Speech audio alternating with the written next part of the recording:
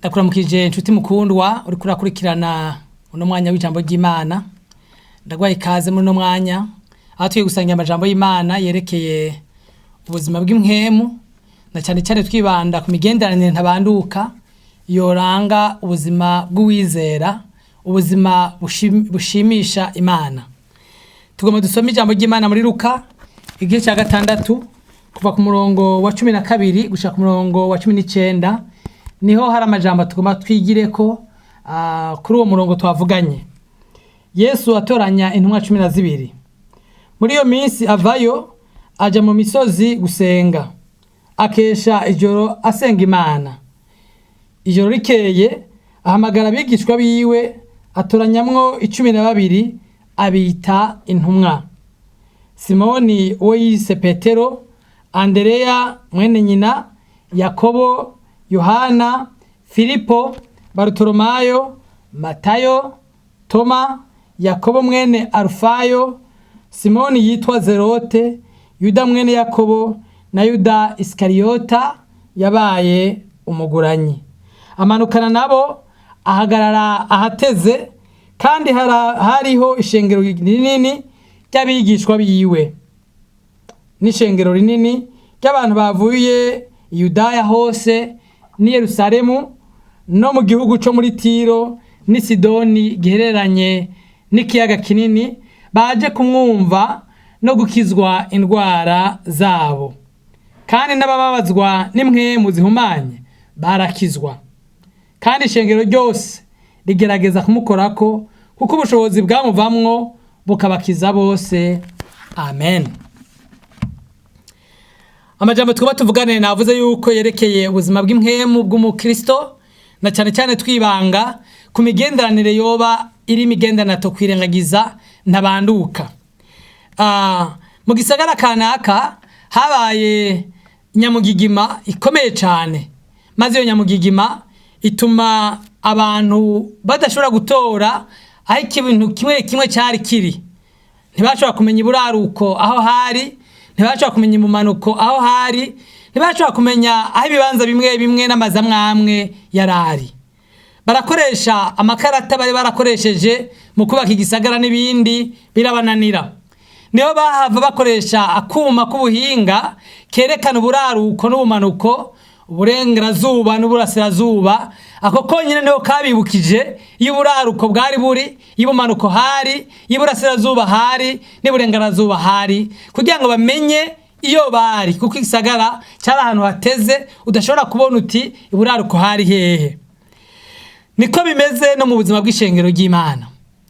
Ishengero kuva ritangura n'umwami wacu Yesu Kristo, ryahuye na binyamugigima byinshi cyane, ryahuye n'ibihe bitandukanye bituma bigoye ko umuntu amenya icyo twokwita ishengero ryiza ryari ryo cyangwa umukristo mwiza uwo ari we, kuko benshi bafite ukuntu babivuga kandi benshi bafite ukuntu babitahura, bigaca bigorana kumenya mbega icyo ukuri ni ikihe.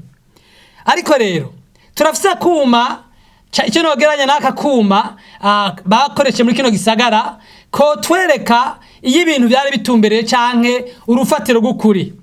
Ako sakuma mbere n'akarorero, kandi ako karorero n'umuntu, kandi uwo muntu n'umuntu Imana niwe yatanguye ishengero, ni Yesu Kristo. Twize mu buzima bwiwe ingene yabayeho, ivyo yashira imbere, aho byo yaha agaciro, turashobora kubona twe nk'abigishwa biwe ingene twobaho ubuzima bw'impwemu bukwije ibisabwa kandi bushimisha Imana. Uwizera rero arashobora kuba ubuzima buhimbara Imana, bushimisha Imana, mu gihe yisunze imigenderanire ntabanduka yaranga ubuzima bwa Yesu Kristo ngaha mw'isi. Amajambo tugomba tuvugane, tugomba turabe imigenderanire ntabanduka yaranga ubuzima bwiza bwa Yesu Kristo, ubwo twama tugerageza kwigana, ubwo duhamagara ngo twikorere umusaraba tumukurikire twigane. Hanyuma imigenderanire ya mbere nuko uwizera ashobora kubaho ubuzima buhimbara Imana igihe abayeho ubuzima buha agaciro imigenderanire n'Imana. Ibi twabisomye ku murongo wa 12, hava ngo muri iyo minsi avayo aja ku musozi gusenga, akesha ijoro asenga Imana. gushira imbere imigenderanire n'Imana bisigura iki? Bisigura kubungabunga hamwe no gukomeza umwanya wawe, umwanya wanje n'Imana, mu buryo bwo kuganira nayo, mu buryo bwo kumva ivyo ivuga, no mu buryo kuyibwira iriri ku mutima. Yesu aha duheje gusoma tubona ari ijoro ariko arasenga, asenga Imana ari ku musozi ariko arasenga. Hanyuma uravye mu buzima bwa Yesu, ibi vyasa n'ibintu bisanzwe ari ubuzima bwiwe. Uhereye kuva atangura ikuwa ciwe, yatanguye n'amasengesho y'imisi 40 n'amajoro 40 yisonzesheje. Uravye mu buzima bwiwe ariko arakorera Imana, nta na rimwe yigeze asamazwa n'ibihe vy'ikanguro canke ibihe abantu bamukeneye. Yama yibuka umwanya wiwe n'Imana, yama yibuka umwanya wiwe na se wiwe. Mbere tugiye kuraba n'igihe bamufata agiye gupfa n'ukuri ikiguzi gikomeye, bamusanze ari Getsemane, bamusanze ariko arasenga. Ubiravye neza rero ubuzima bwa Yesu Kristo bwamye ari ubuzima bushira imbere Imana se, bushira imbere umwanya wo kuvugana nawe, bushira imbere umwanya wo kumvira icyo Data mu ijuru amubwira. Na nico gituma hamwe avuga ngo nta na kimwe nkora atari cyo numvanye Data. Yabaho ubuzima buri hafi ya se wo mu ijuru, yabaho ubuzima burimwe imigenderanire ikomeye cyane. Mbere igihe yaja ku musaraba, kimwe mu vyamuteye ubwo bavuga ati Data nigiye kikumebesheje, nuko rimwe mu buzima bwiwe yaratandukanye na se wo mu ijuru, akitwa umunyavyaha.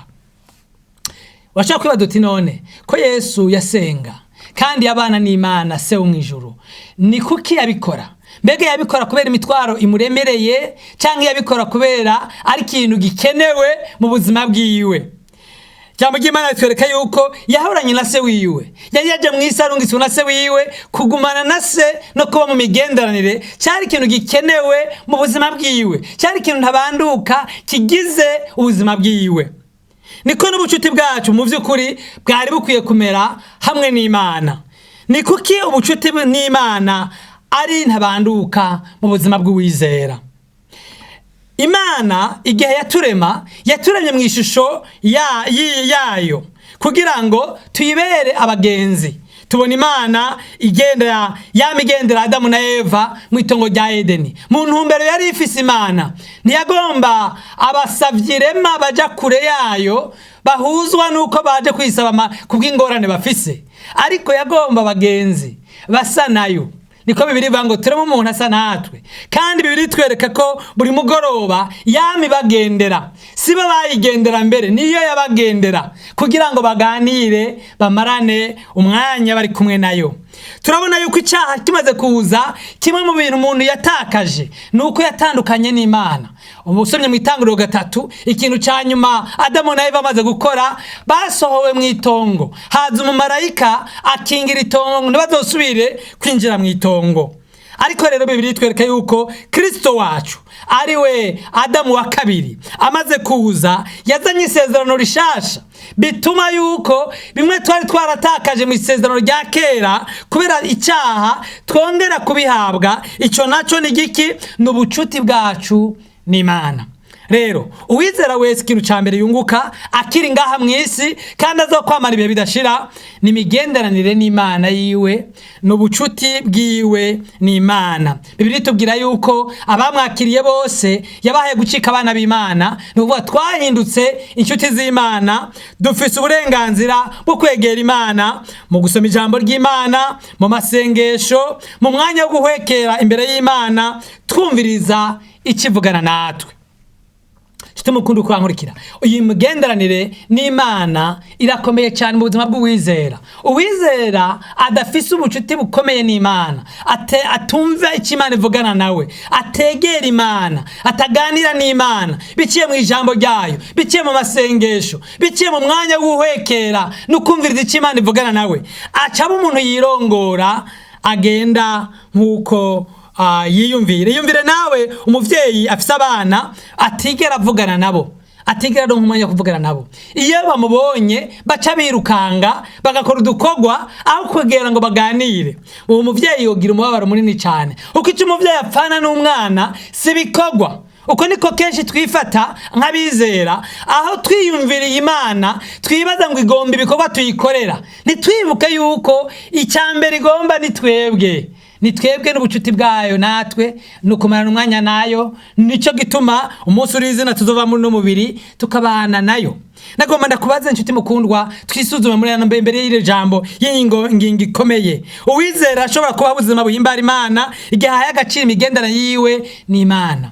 Nagomba wiyumvire nanje niyumvire, mbega umwanya wawe n'Imana, umwanya wanje n'Imana umeze gute? Mbega ndaronka umwanya wo kurimbura ijambo ry'Imana? Mbega ndaronka umwanya wo gusenga ku munsi ku munsi? Mbega ndumviriza Imana mu buryo ubwo aribwo bwose? Iyo ni imigenderanire ikomeye uwizera akwiye kwiyubara. Umugenderanire gira kabiri tubona ni imigenderanire na bene data. Twabisomye ku murongo wa 13 gushaka ku murongo wa 16. Yesu amaze kuva ku musozi atagenda atoranya abigishwa abita intumwa, maze baje gukora ibikorwa ajanye n'umugwi w'abigishwa. Harimwo abantu batandukanye, harimwo n'uwamuguze mbere yitwa Yuda. Vyerekana yuko Yesu mu buzima bwiwe yamye akikujwe, usomye Bibiliya, n'abantu. Naho yari Imana yo kwikorana ibintu wenyene, yamye akikujwe n'abantu. Tubona imigwi itatu yari ikikuje Yesu. Umugwi wa mbere wari umugwi w'abantu 70 abo basangira bamukurikira ahaja hose. Tubona umugwi ugira kabiri w'abantu 12 zari intumwa. Tukabona umugwi ugira gatatu w'abantu 3 aho tubona Petero, Yakobo na Yohana. Iyo migwi yari ikikuje Yesu nabwo yarimwe abantu beza gusa, uko Bibiliya tubwira nuko harimwo n'uwamuguze. Ariko Yesu yari yashimye ko yikikuza abantu tuzi ko bari bafise intege nke bamwe muri bo. Ni kuko imigenderanire na bene data ari ntabanduka, ni kuko Yesu yaha agaciro kandi natwe twe kwiha agaciro. Icyambere ni uko Imana ubwayo muri kamere yayo ni Imana y'ubucuti. Tuyibona mu itongo rya Edeni irema umuntu kandi ikabikora mu bucuti hagati ya Data, Mwana na Mpwemu. Ahavuga ati reka tureme umuntu mu ishusho yacu. Tubona kandi ko twamaze kubivuga, Imana uwo muntu yimugira inshuti, hanyuma irabona mbere umunyakame bwiwe imurondera umufasha kugira ngo aronke inshuti yo hafi, yabaye Eva. Hanyuma tukabona yuko igicapu c'Imana ni igicapu gishira imbere ubucuti. Ikindi nuko ubucuti na bene data n'uburyo butuma twagura ubwami bw'Imana. Kimwe mu vyo Yesu yakoze kwa kugira ngo umwizera wese ahabwe ubugingo budashira. Ibyo benshi turabitahura, ariko ari ijambo ritugora kenshi na kenshi. Ni iri jambo ryo muri Matayo 16:18. Yesu ntiyazanye gusa nuko abanyabyaha bakizwa, yazanywe nuko kandi mwisi yubaka ishengero. Ava ngo kandi kuri urwo rutare nzokubaka ishengero, kandi amarembo y'ikuzimu nta bubasha azorugirako. Nuvuga ngo umugambi w'Imana kwari uko mwisi haboneka umuryango w'abantu ariwo twita ishengero, bamwizera, babana nk'inshuti, babana nk'umuryango hagati yabo. Niho tubona muri Bibiliya uhereye Mpwemu Yera aziye ku ntumwa uko begerana, uko bagirana ubumwe, niko Uhoraho Imana yamibongera abama barakizwa. Imana rero irakeneye ko bizera babaho kandi babana mu bucuti, kuko ubwo buryo ari uburyo bukomeye butuma ubwami bw'Imana bwaguka. Kandi ikindi, iryo shengero tuko turavuga, uretse ko ubwami bw'Imana bwaguka iyo tubanye mu bucuti tukabana nk'ishengero, n'uburyo bwiza bwo guhanahana ukwizera urunganwe kurundi. Igihe abantu bagumana ukwizera umwe wese ugiti ciwiwe, ntabane n'abandi kujya tubana mu ishengero, ntakorane n'abandi kujya tubikora, hoba urunganwe rutamenya ukwizera. Uko biciye mu ishengero dusanga aho hari urunganwe rutandukanye, niho Imana ifasha ishoboza ko ubutumwa bwiza buhanahanwa urunganwe kurundi. Tubona yuko myaka 300 ya mbere y'abwami bw'Abaroma, abantu 56% baba mu bisagara by'Abaroma bari abakristo, kandi icyo gihe ntibari bemewe n'amategeko, kandi icyo gihe ntibakora ku mwidegemvyo. Ariko vyagenda gute? Biciye mu bucuti no kubana kw'abizera, vyatuma batizera babifuza kandi babegera kandi babigirako bakama barakizwa. Nakomera kubwire, nambo maze kwitegereza ingena intambwe y'ibikoko, uzosanga igikoko intambwe ikarira ni igikoko kigenda ukwacu, abo twokwita nyamwigendako. rero intambwe ntishobora kurya igikoko naho coba gifite intege nke gute kiri mu bindi bikoko. Niko na Satani ameze. Bibiri ivuga ngo ameze nk'intambwe yivuga irondera uwirotsa. Burya ntiyivuga yabonye na kimwe, yivuga ngo ibinyabwoba bitinye vyiruke bibone. Ariko intambwe yariyo Satani abangamira umuntu atagira umugwi wa bene data ari kumwe nabo, atubaka ubucuti na bene data, agomba kubaha agakiza kanyamwigendako ari wenyene. Uwizera ntashobora kubaho ubuzima buhimbara Imana iyo ari nyamwigendako, iyo adafise umuryango wa bene data. Bibiri twibukije ko uwizera wese akeneye n'imiburi buri kugira imigwi itatu arimwo. Akeneye ishengero afatikanya naryo rimurera kandi aterera nawe nyene mu ngabire ziwe akarifasha gukomera. Kandi umenye neza nta ishengero riruta yandi mashengero kuba ryiza muri ino si ribaho. Umwami wacu Yesu Kristo aracaryubaka, rizobaho ritagira agasembwa n'umwami wacu yaza akarivana mu mubiri. Umuntu arakeneye kandi umugwi w'abantu nogeranya n'abami 12 bakorana ibikorwa vy'Imana, abo basangira imitwaro mu mwami bw'Imana mu gikorwa bahamagariwe. Hanyuma arakeneye n'umugwi mutoya unogeranya n'uwa batatu wa Petero na Yakobo na Yohana, abo yiyugururira akabwira ibiriko biraba muri bo, akihana iyo bikenewe, akabetura imitwaro yayindi utavuga abandi bantu bumva, akabaha uburenganzira bwo kumubaza ibitariko biragenda neza. Mbega nshuti, urafite umuryango w'ishengero urimwo canke usengera aho bukeye ugeze? Mbega urafise bene data mukorana ibikorwa vy'Imana canke ukora wenyene nta numwe mufatikanya? Hoho urafise n'abantu bazi ubuzima bwawe bw'imwemu ingena buriko buragenda, wiyugururira, waturira canke bakwaturira ku buryo mufatanya muri uru rugendo. Imigenderanire ya gatatu ni imigenderanire n'abatizera. Uwizera yobaho ubuzima buhimbara Imana mu gihe aha agaciro agashira imbere imigenderanire n'abatizera. Ayo majambo tuyabona kuva ku murongo wa 17 guca ku murongo wa 19, aho bavuga ngo amanukana nabo ahagarara ateze, kandi hari ishengero rinini ry'abigishwa n'ishengero rinini ry'abantu bavuye i Yudaya hose ni Samari ni Yerusalemu no mu gihugu cyo muri Tiro ni Sidoni. Bibiri ivuga ngo bari bagwa, harimo bagwaye, kandi ngo abizera barakira ingwara. Guha agaciro imigenderanire n'abatizera bisigura kubana n'abatizera, ukagiranira ubucuti n'abatizera mu ntumbero y'ukubereka urukundo rw'Imana. Yesu amaranye umwanya na Data, amaranye umwanya n'abigishwa biwe, yaciye amanuka aja kubana n'abatizera.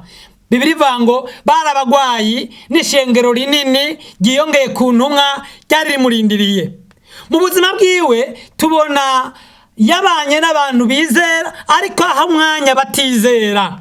Tumubona bamwita umugenzi w'abatoza kori, tumubona bamwita umugenzi w'abasambanyi n'umugenzi w'abasuma n'abambuzi. Niko Bibiliya ivuga. Kubera yaraganiye nabo, yarageneye Zakayo, yaravuganye n'umugore umusambanyikazi kwiriba hariya agiye kuvoma. Hanyuma tumubona kandi n'igihe yari kumusaraba yabambanywe n'abasuma, mbere umwe muri bo ahava arizera. Rero Yesu wonyene yabaye ubwo buzima. Niwe muri Yohana 20:21 avuga ngo nk'uko Data yantumye niko nanjye ndabatumye mu isi. Nuvuga ngo uwizera wese yatumwe mu isi. Wewe nshuti mukundwa nanje, igituma turi ngaha mu isi si kubera Yesu yatevye kudutora n'ibindi, nuko yadutumye mu isi.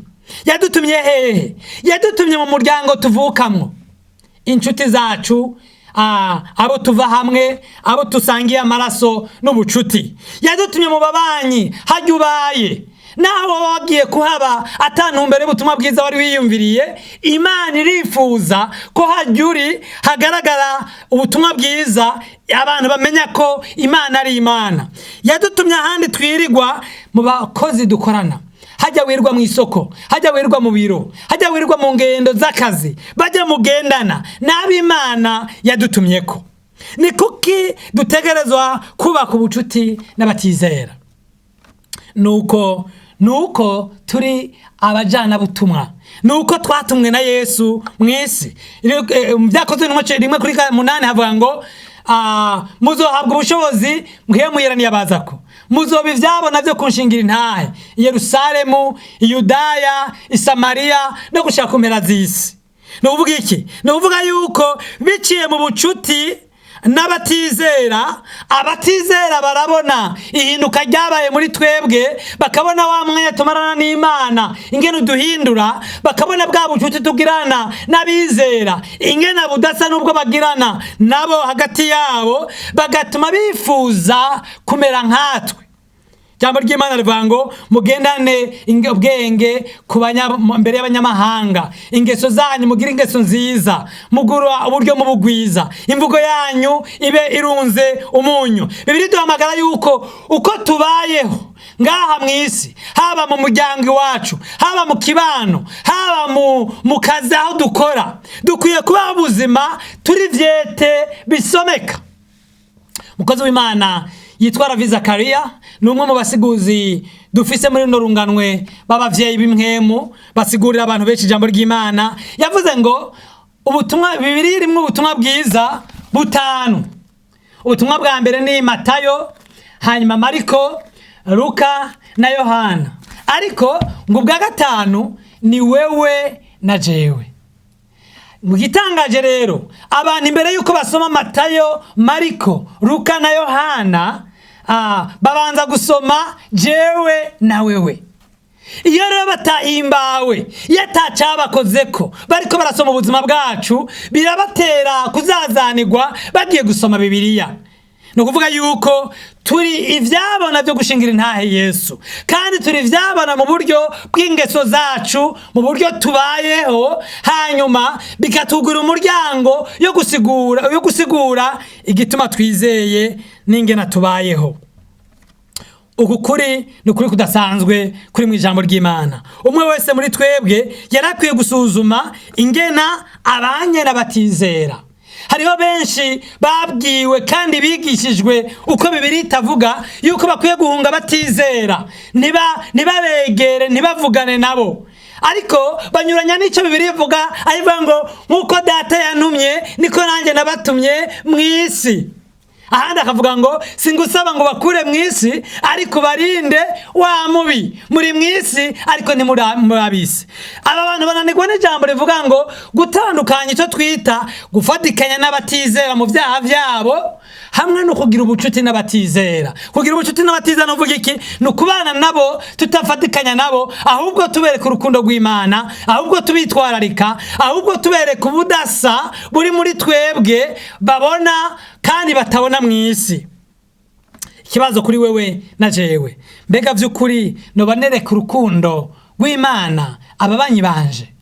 Mbega mu muryango mvamwo, mu muryango nubatse ubucuti nawo, baba bazi ko nkijijwe, babizi kubera ntwara Bibiliya canke babizi kubera ingeso zanje, kwitwararika kwanje abantu bahebwe, gufata ijambo, kutagira kutagira aho mpengamiye mu gihe haje ibibazo mu miryango. Mbega banzi gute? Mbega ku kazi aho ukorera bakuzi gute? Bakwita pastor cyangwa umukizwa kubera Bibiliya utwara, cyangwa bakuzi kubera uri ntangarugero mu gutonda ku kazi kare, mu kutagendera mu makosa, mu kwitwararika batagira babitwararika? Nige kigikwiye guhinduka mu migenderanire yawe nanje, mu migenderanire yanje n'abatizera, kugira ngo tubeho ubuzima buhimbara Imana. Nibikunda ko tubaho ubuzima buhimbara Imana, tutagirana ubucuti n'abatizera, aribwo ubucuti bugamije canke butumbereye kuvuga ubutumwa bwiza. Wereye mu ntango zino siguro ku buzima buhimbara Imana, twavuganye imigendane ntabanduka uwizera akwiye gushira imbere, akwiye kwitwararika kugira ngo abuhimbaye Imana.